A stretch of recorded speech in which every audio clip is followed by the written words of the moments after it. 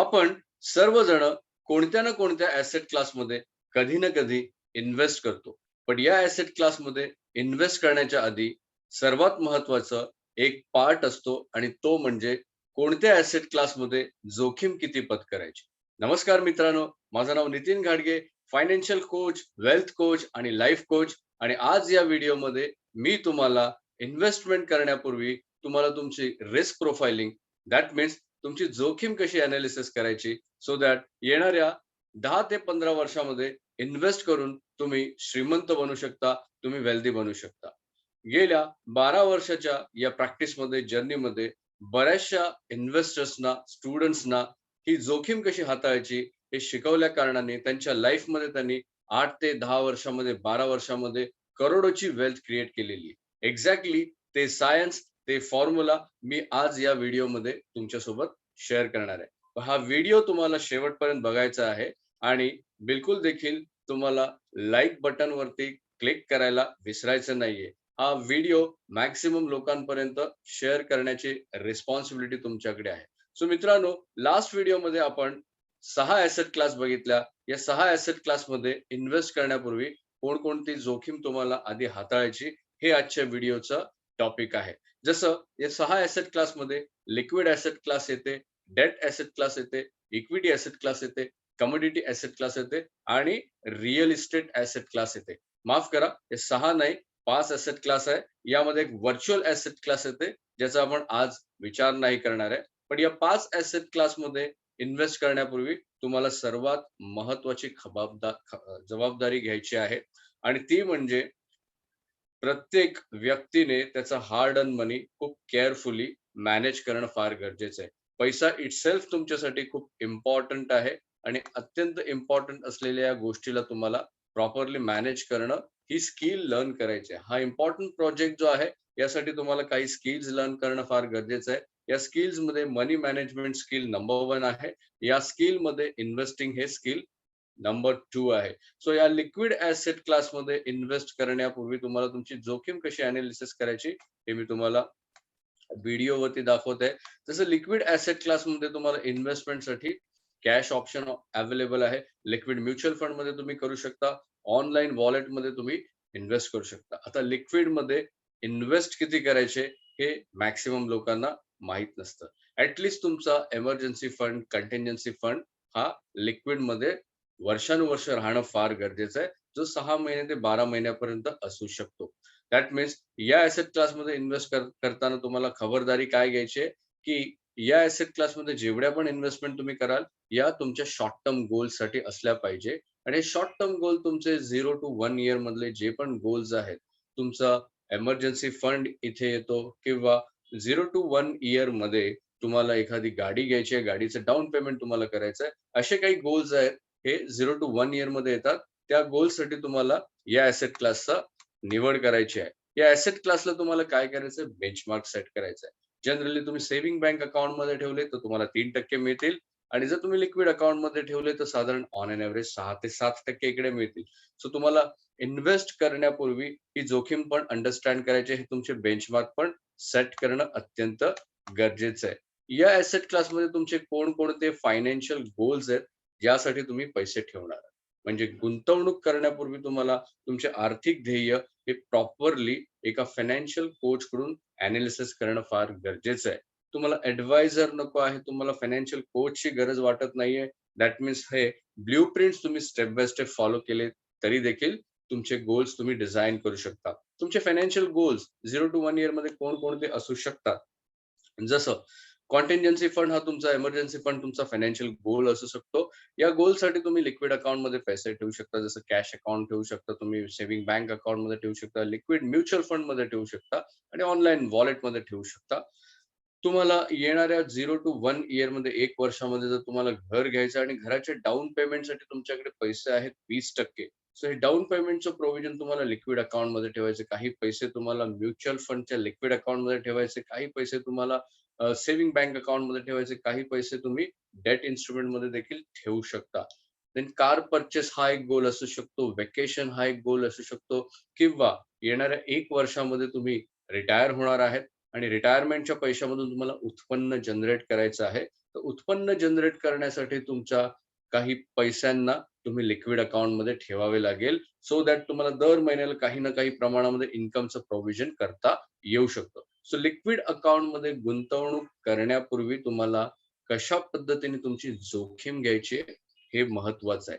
कारण 1 वर्षाच्या मध्ये येणाऱ्या गोलमध्ये सर्वात महत्वाची जी तुमची प्रायोरिटी असेल, ती असेल लिक्विडिटी.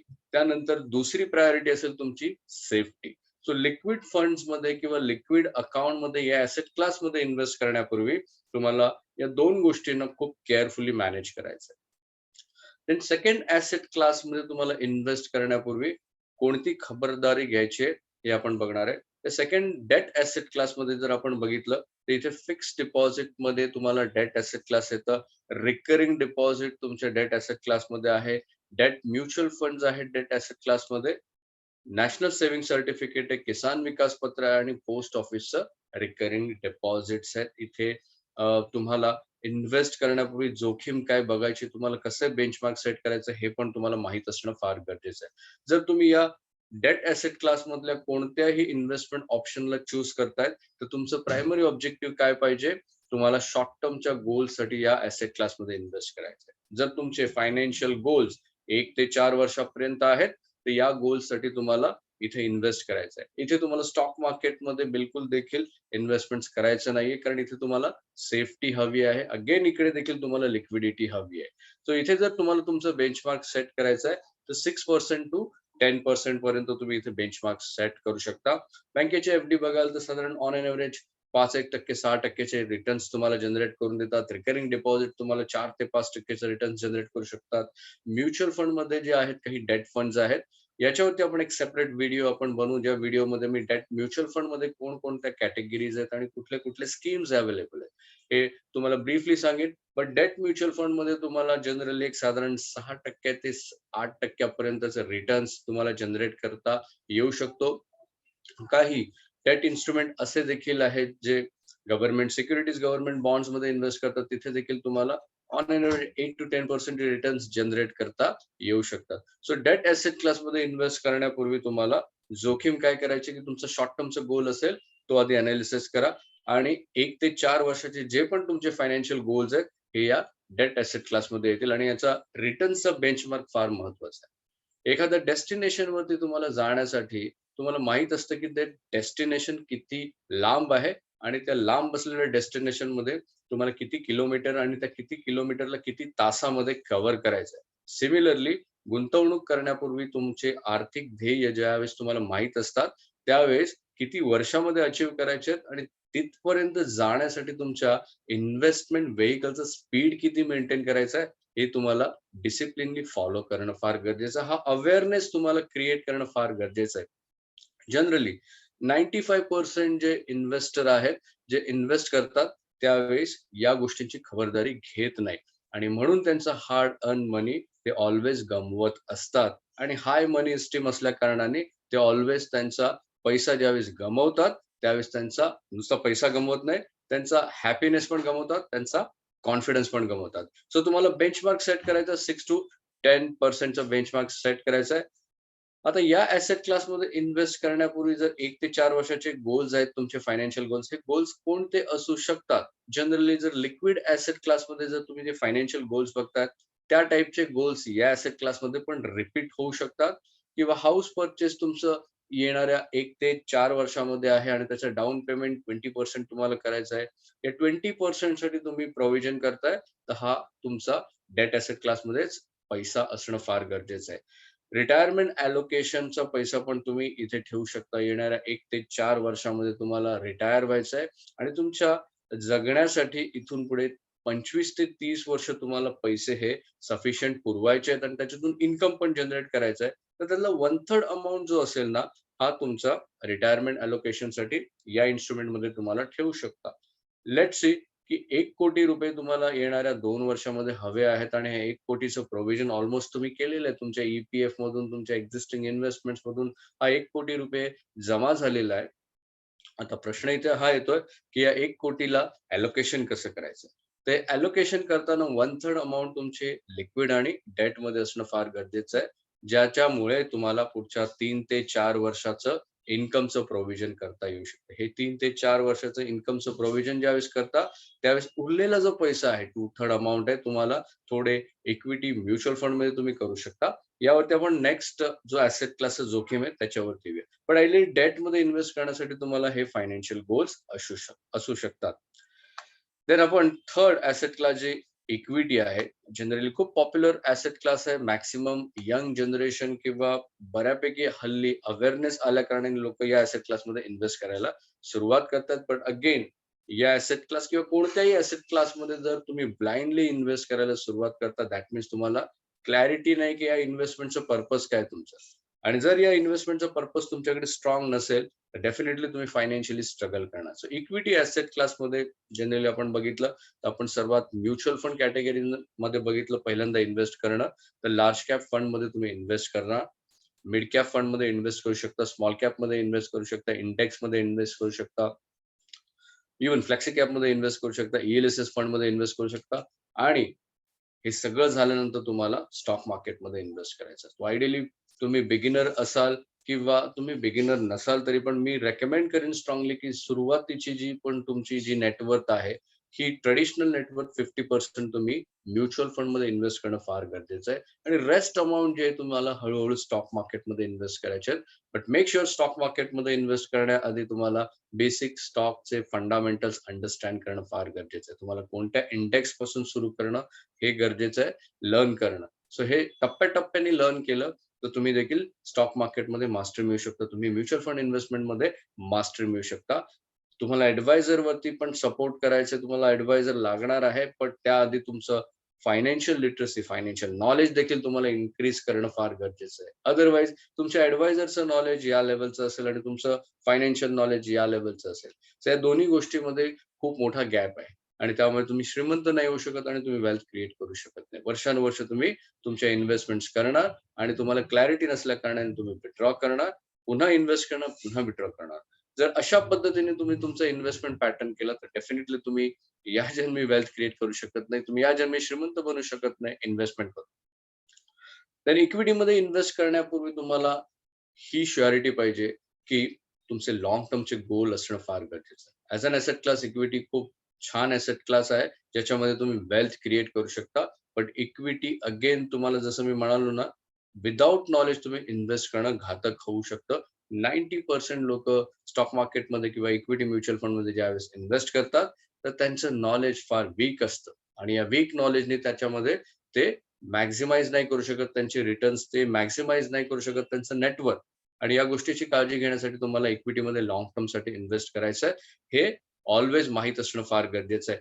लाँग टर्म म्हणजे किती? At least 5 to 10 years minimum or else more than 10 years तुम्हाला इक्विटी ॲसेट क्लासमध्ये इन्व्हेस्ट करायचं आहे. सो दॅट आफ्टर 10 इयर्स तुम्हाला कंपाउंडिंगचा पण चांगला बेनिफिट मिळतो आणि इक्विटीला जर बेंचमार्क जर कन्सिडर करायचं असेल, तर 5 इयर्ससाठी आणि 8 इयर्ससाठी तुम्ही 10% 12% बेंचमार्क सेट करू शकता आणि जर 10 इयर्सच्या पुढे तुम्ही इन्व्हेस्टेड राहणार असाल, तर तिथे 15% मिळू शकतात. 20% पण तुम्ही सी-ए-जी-आर जनरेट करू शकता. पण इथे तुम्हाला अगेन तुमचं एज्युकेशन वाढवायचं आहे. इथे गॅरंटी किंवा शुअरिटी नाही. कारण ऑलमोस्ट एफ-डी आणि ट्रेडिशनल इन्व्हेस्ट करणारी व्यक्ती ज्यावेळेस त्या माइंडसेटने इक्विटीमध्ये येते, डेफिनेटली त्याला इक्विटीमध्ये जी व्होलॅटिलिटी आहे, ही व्होलॅटिलिटी एक्झॅक्टली कळत नाही त्याचा मित्र आहे, की व्होलॅटिलिटी त्याचा शत्रू आहे. सो हे अंडरस्टँड करायचं आहे, की व्होलॅटिलिटी डेफिनेटली तुमचा मित्र आहे. पण ही व्होलॅटिलिटी अंडरस्टँड करण्यासाठी तुम्हाला रिस्क प्रोफाइलिंग म्हणजे जोखीम तुमच्या लाईफमध्ये जर तुम्हाला श्रीमंत व्हायचंय, पैशामध्ये खूप काही ग्रो व्हायचं आहे, तर तुम्हाला एक गोष्ट लर्न करायचं आहे, की तुमचं रिस्क मॅनेजमेंट कशा पद्धतीने व्हायला पाहिजे. एक्झॅक्टली किती प्रकार आहे रिस्क असते, ती रिस्क तुम्ही किती प्रमाणामध्ये घ्यायची. कारण रिस्क घेणं ही पण एक स्किल आहे आणि ही स्किल जर तुमच्याकडे असेल, तर तुम्ही पैसा बनवू शकता.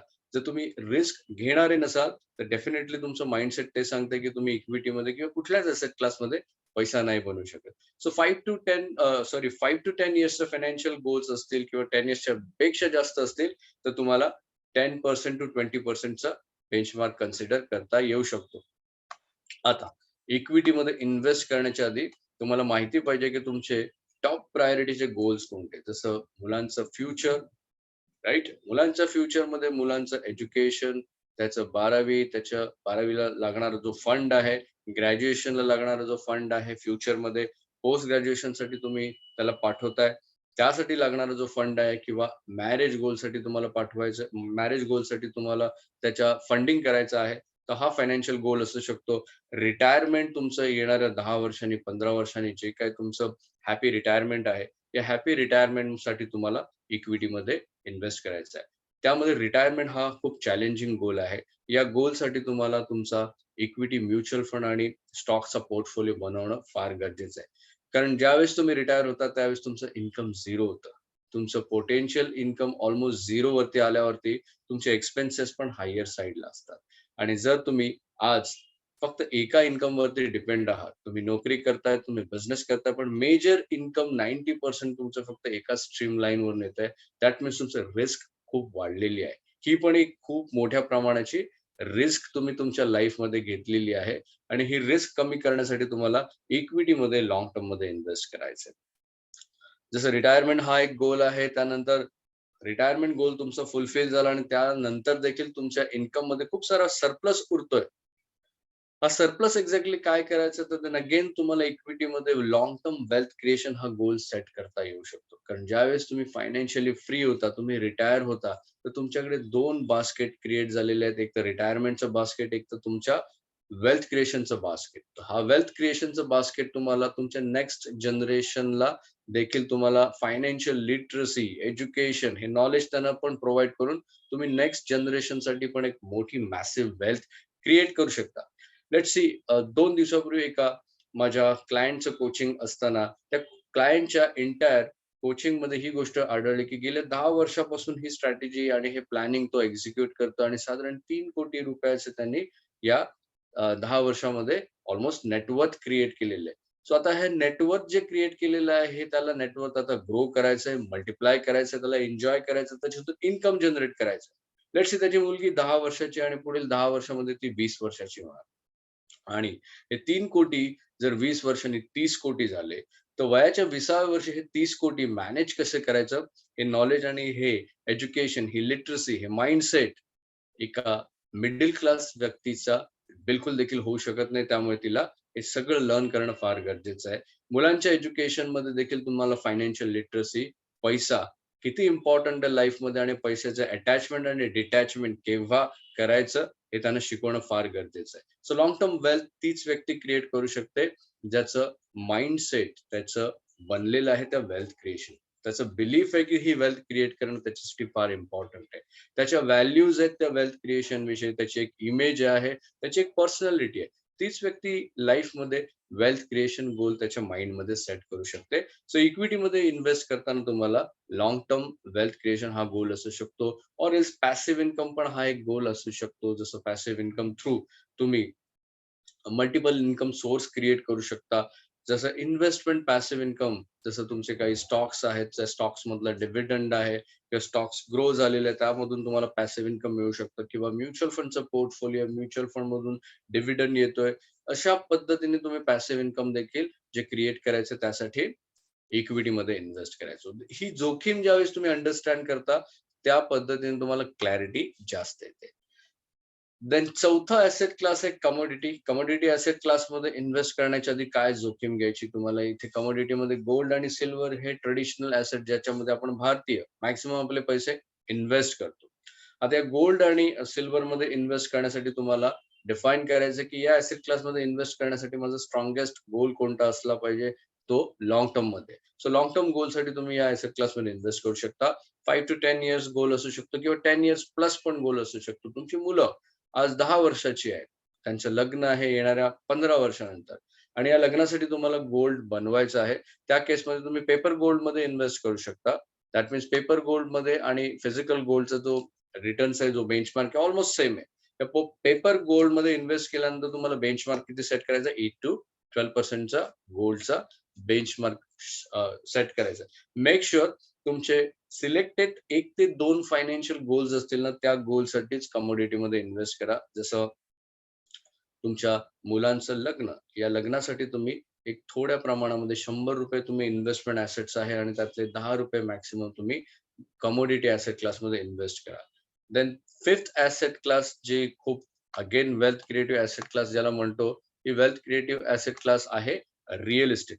आता रिअल इस्टेटमध्ये इन्व्हेस्ट करण्यापूर्वी खबरदारी तुम्हाला काय घ्यायची आहे, की पहिल्या 4 ऍसेट क्लासमध्ये liquid asset class, debt asset class, equity asset class आणि कमोडिटी ऍसेट क्लास. या 4 ऍसेट क्लासमध्ये जोपर्यंत तुम्ही 1 कोटीचं मिनिमम, रिपीट करतो, या 4 ऍसेट क्लासमध्ये जोपर्यंत तुम्ही 1 कोटीचं मिनिमम वेल्थ क्रिएट करत नाही, ज्याला आपण इन्व्हेस्टमेंट ऍसेट्स म्हणतो, त्याशिवाय तुम्हाला रिअल इस्टेटमध्ये इन्व्हेस्ट करायचं नाही. अनलेस अँड अंटिल तुम्हाला काही रिअल इस्टेट जसं REIT आहे, या REIT मध्ये तुम्ही छोटी-छोटी रक्कम आजपासून करू शकता. बट मेजर जे रिअल इस्टेट आहे, जसं रेसिडेन्शियल प्रॉपर्टी आहे, कमर्शियल प्रॉपर्टी आहे, प्लॉट आहेत, लँड आहेत. या 3 रिअल इस्टेट ॲसेट क्लासमध्ये तुम्ही इन्व्हेस्ट करण्यापूर्वी खूप खबरदारी घेणं फार गरजेचं आहे. कारण अनलेस अँड अंटिल तुम्ही याच्यामध्ये पैसे ब्लॉक केले आणि तुमच्याकडे पैसे नाही आहेत आणि तुम्ही बँकेकडून लोन घेतलेलं, बँकेला इंटरेस्ट पण देताय, तुम्ही टॅक्स पण वाचवण्याचा प्रयत्न करताय, तर ही खूप रिस्की डील होईल तुमच्यासाठी. ही जोखीम फार ब्लाइंडली होईल, ज्याचा इम्पॅक्ट तुम्हाला लाँग टर्म पर्यंत पोहोचणार आहे. सो रिअल इस्टेटमध्ये तुम्हाला ऑप्शन्स काय आहेत? Residential property, commercial property, plot, land आणि REIT. आय थिंक इथे इन्व्हेस्ट करण्यासाठी पण तुम्हाला लाँग टर्मचे गोल सेट करायचे. लाँग टर्मचे गोल्स म्हणजे 10+ इयर, म्हणजे रिअल इस्टेटमध्ये इन्व्हेस्ट करता तुम्ही तर 10 वर्षाच्या पुढचे जे फायनान्शियल गोल्स आहेत त्यासाठी इन्व्हेस्ट करा. इथे बेंचमार्क तुम्हाला 8% पासून 15% पर्यंत डिपेंड करतं. इथे अगेन तुमचं फायनान्शियल लिटरसी, ॲसेट क्लास विषयीचं नॉलेज, जे इन्व्हेस्टमेंट स्किल आहे, ते तुम्हाला शार्प करणं आणि हे नॉलेज घेणं फार गरजेचं आहे. अल्टिमेटली तुम्ही डिसाईड तर केलेलं आहे, पैसा तुमच्यासाठी इम्पोर्टंट प्रोजेक्ट आहे. आय एम नॉट सेइंग की पैसा तुमच्यासाठी इम्पोर्टंट आहे आणि सतत पैसा तुम्ही करा. तुम्हाला अंडरस्टँड करायचं की पैसा जास्त इम्पोर्टंट देणं फार गरजेचं आहे की नाही. जर जास्त इम्पोर्टंट देतात दॅट मीन्स तुमचं मनी एस्टीम होतंय. बट पैसा इटसेल्फ इम्पोर्टंट प्रोजेक्ट आहे हे अंडरस्टँड करा. या प्रोजेक्टसाठी तुम्हाला प्रॉपर नॉलेज आणि सिस्टम बनवायचं. एकदा नॉलेज आणि सिस्टमने तुम्ही फॉलो केलं, देन तुम्हाला इथून डिटॅच करायचं आहे. मग काही फरक नाही पडत. तुमचं सेल्फ एस्टीम ऑलमोस्ट तुम्ही हाय केलेलं आहे. सो लाँग टर्ममध्ये तुम्हाला इक्विटीमध्ये 8 ते 15% बेंचमार्क सेट करायचा आहे. इथे जर फायनान्शियल गोल्स जनरली रिअल इस्टेटमध्ये इन्व्हेस्ट करताना पण लोकं केअरफुल नसतात. इथे कोणता गोल असू शकतो? पॅसिव्ह इन्कम गोल. कारण रिअल इस्टेटमधून तुम्हाला इन्कम जनरेट करणं फार गरजेचं आहे. लाँग टर्ममध्ये वेल्थ क्रिएट करणं फार गरजेचं आहे. सो ही जोखीम या पद्धतीने तुम्हाला 5ची ॲसेट क्लासमध्ये डिव्हाईड करणं अत्यंत गरजेचं आहे. सो मित्रांनो, आज आपण या व्हिडिओमध्ये बघितलं की तुम्हाला गुंतवणूक करण्यापूर्वी तुमचं इन्व्हेस्टमेंटचं जोखीम कसं एनालिसिस करायचं. जर ही स्किल तुम्हाला अंडरस्टँड झाली, ही स्किल लर्न केली, सायकॉलॉजिकल तुमचं माइंड डेव्हलप झालं या स्किलसाठी, तर डेफिनेटली नेक्स्ट 10 इयर्स, 15 इयर्समध्ये तुम्ही फायनान्शियली तर फ्री होऊ शकता. तुम्ही वेल्थ क्रिएशनची जर्नी पण खूप चांगल्या पद्धतीने ड्राईव्ह करू शकता आणि एक साधारण 15 वर्षामध्ये तुम्ही तुमचं एक वेल्थ छान पद्धतीने क्रिएट करू शकता. एक अशी वेल्थ जी सस्टेनेबल असेल, एक अशी वेल्थ जी नेक्स्ट जनरेशनला तुम्ही देऊन जाऊ शकता आणि नेक्स्ट जनरेशनला पण देखील तुम्ही मल्टी मिलियनियर बनू शकता. सो मित्रांनो, या व्हिडिओमध्ये इतकंच.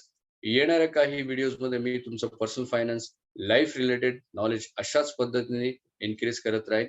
मित्रांनो, एक गोष्ट विसरू नका, व्हिडिओ तुम्हाला लाईक करायचा आहे, शेअर करायचा आहे आणि तुमचे कमेंट, जेन्युइन कमेंट तुम्हाला कमेंट सेक्शनमध्ये द्यायचं आहे. मित्रांनो, तोपर्यंत thank you very much. Bye. Take care.